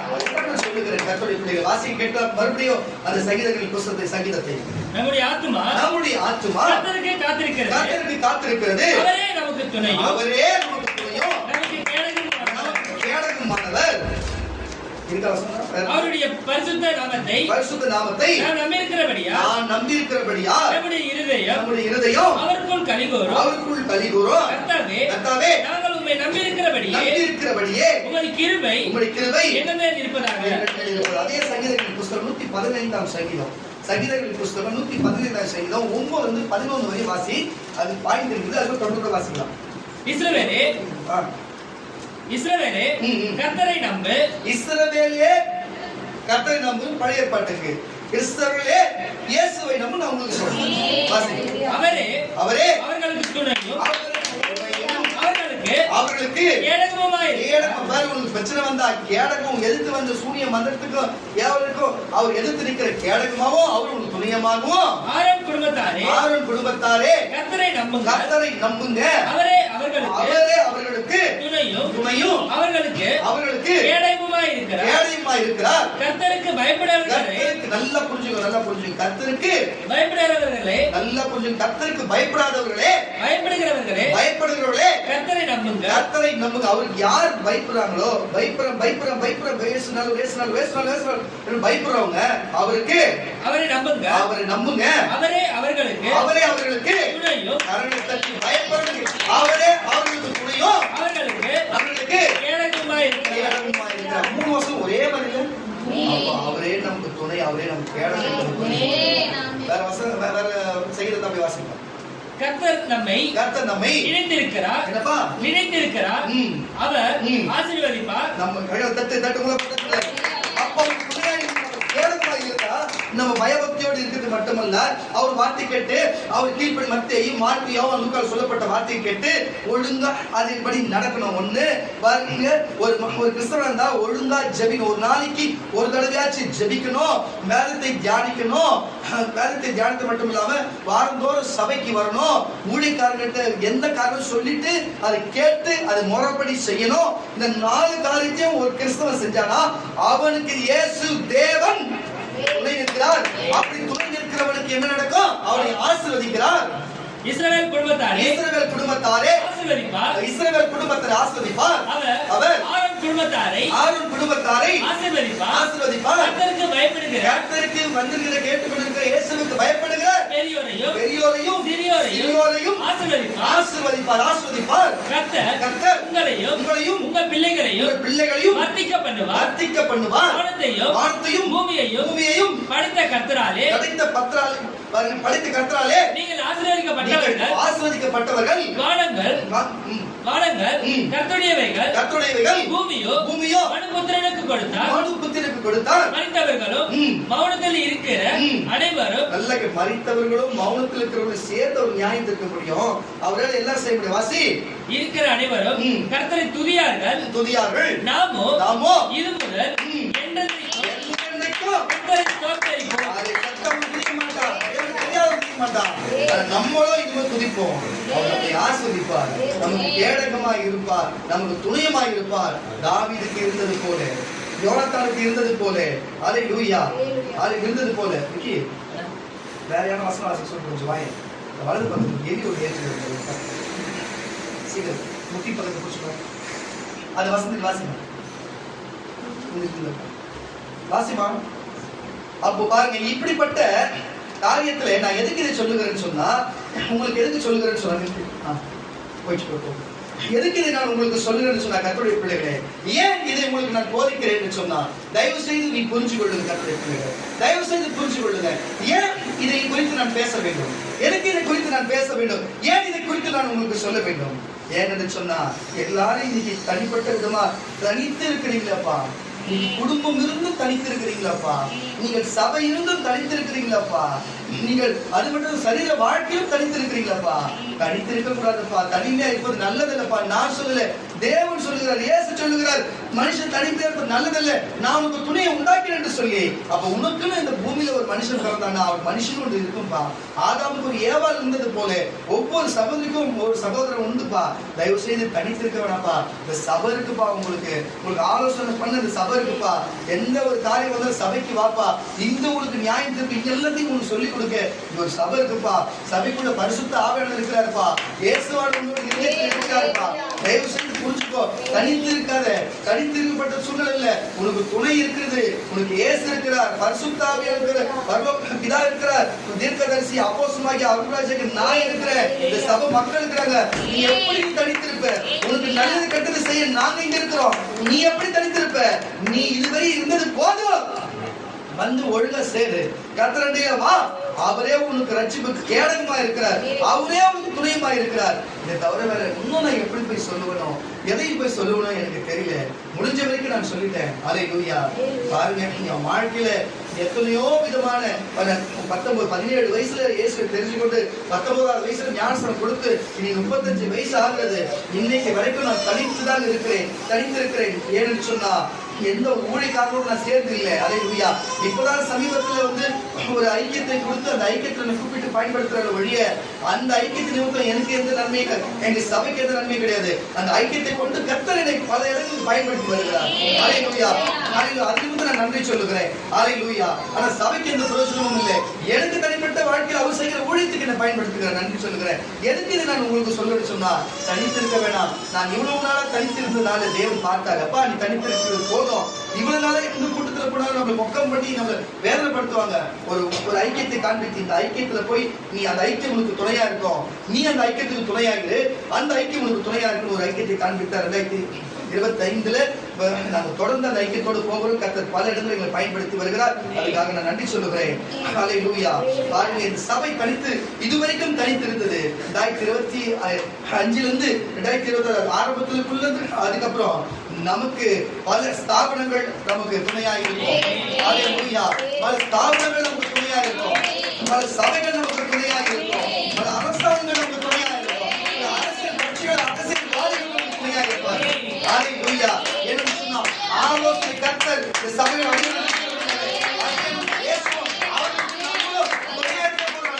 அவர்களுக்கு நம்ம துணையாக அவர் நமக்கு துணையாக இருக்க போகிறார். 2025 முடிவில் இருந்தோம், 2026 ஆரம்பத்தில் இருந்தோம். இனி தேவன் வரும் வரைக்கும் நம்ம துணை உண்டு. இந்த சபை தனித்தில்ல. ஹல்லேலூயா. நம் மக்கள் நமக்கு தனித்தில்ல. துணையோடு இருப்பார். என்று சொன்னார் இயேசு சொன்னார், எனக்கு 19வது வயதிலே பயப்படாதே, நான் உனக்கு துணை நிற்கிறேன். எந்த தீர்க்கதரிசிகள் எனக்கு தீர்க்கதரிசனம் சொல்லவில்லை என்று நான் விரும்பி போனேன், மனம் வருத்தப்பட்டு இன்றைக்கு வருந்தோர் உலகத்தில் சொல்ல வைத்திருக்கிறார்.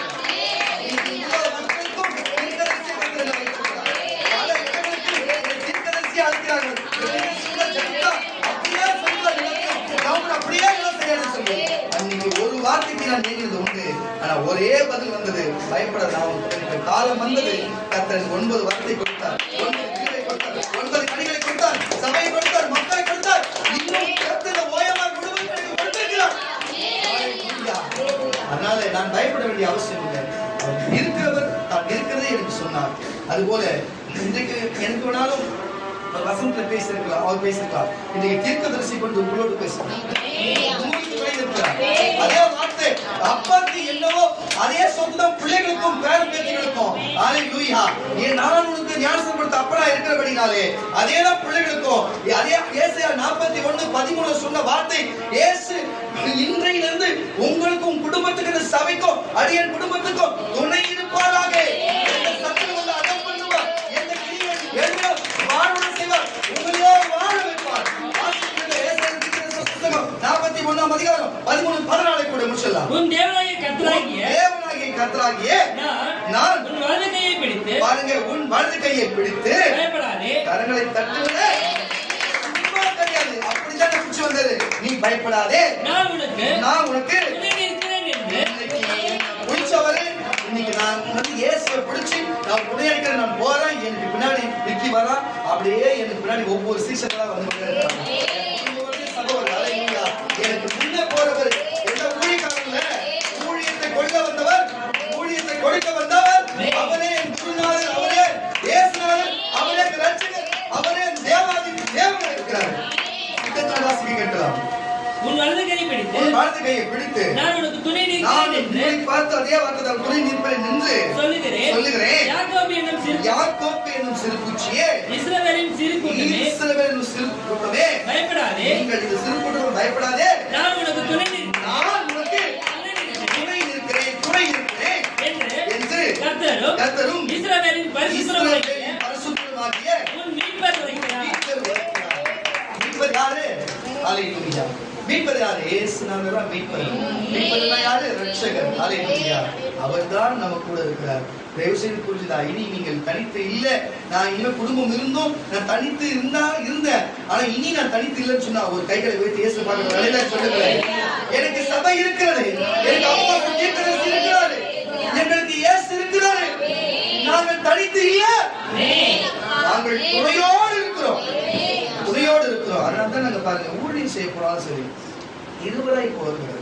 அவனுக்கு நான் துணை, எனக்கு அவனுக்கு துணை இருந்துச்சு. ஆனா நேற்று தினம்தான் அப்படிப்பட்ட ஒரு துணையா இருக்கிற காலத்தில் ஒரு இடையில பார்த்தா ஒரு பிரிவு உண்டானது. அவனால சிலரால. ஆனால் எனக்கு தெரிஞ்சு இன்றைக்குள்ள இந்த வார்த்தை அவன் புரிஞ்சிருக்குமா இல்ல அதை குறித்து பேச வேண்டுமா எனக்கு தெரியல. ஆனால் ஏன் தேவன் முன்குறிக்கிறார், ஏன் அதை உறவாக்குகிறார் என்று சில காரியங்களுக்கு புரிந்தா நல்லதுதான். ஹல்லேலூயா. ஆனாலும் நான் தனித்து என்னை விடுகிறது, அவரோடு வருவார். ஆனால் அவர் வரலான்னு என் கூட எத்தனை பேரோட காத்திருக்கிறாங்க. நான் யாரெல்லாம் கூட்டிட்டு போவோம். ஹல்லேலூயா. ஹல்லேலூயா. எங்க சகோதரிமார் எவ்வளவு பேர், சகோதரமார் எவ்வளவு பேர் இருக்கிறாங்க. ஹல்லேலூயா. ஏன் இன்னும் புது சகோதரர் கூட வர முடியும். ஆனா எனக்கு அவசியம் இல்லை. சரி, வந்தா நல்லா இருக்கணும்னு நான் எண்ணுகிறேன். ஹல்லேலூயா. என்னோட வரைக்கும் எத்தனை பேர் இருக்கிறாங்க எனக்கும் தெரியும், தேவத்துக்கும் தெரியும். ஹல்லேலூயா. நீங்கள் எங்க இருக்கிறீங்க? தேவன் எல்லாரும் துணையா இருக்கிறாரு. உங்களுக்கு துணையா இருக்கு, நீங்க தகுதியா இருக்கிறீங்களா? தேவன் எல்லாரும் துணையா இருக்க அவர் இருப்பாரு, நீங்க இருக்கிறீங்களா?